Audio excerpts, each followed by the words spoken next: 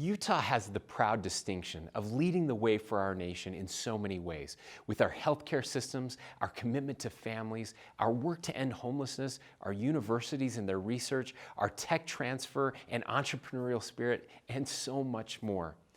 But there is a growing group of individuals and families in all of our communities who face extraordinary challenges, often unnoticed and too often alone.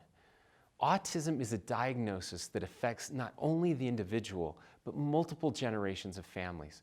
Parents, siblings, grandparents, all of you face the challenges of accessing early support that will give your child the best chance to realize his or her unique and exceptional potential.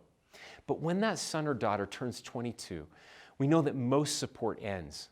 We know that one or both parents often must leave their career because there are not enough supportive housing opportunities, supportive employment situations, or social or recreational programs. We also know that 85% will live at home their entire lives, and that when their parent or caregiver dies, some may become homeless. Others will be assigned to the next available bed, removed from the only community and contacts they've ever known in their lives. As such, we face both a humanitarian and an economic crisis. When any individual does not reach his or her potential, we are all impacted. Healthcare costs rise, support needs to rise.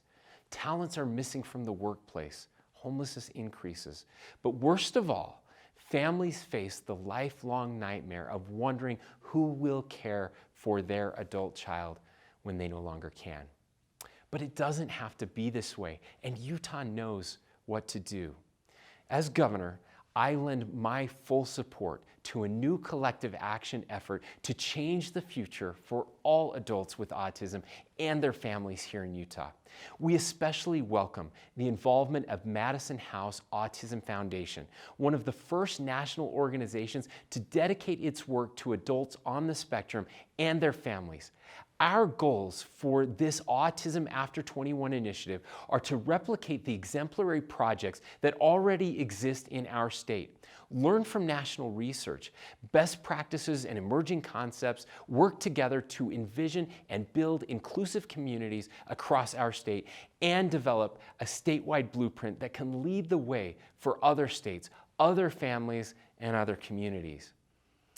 Now, a young woman here in Utah who is on the spectrum spoke about the isolation that she and her autistic brother feel, their desire to connect and contribute, and their capacity to do so if the rest of us find the way to inclusion.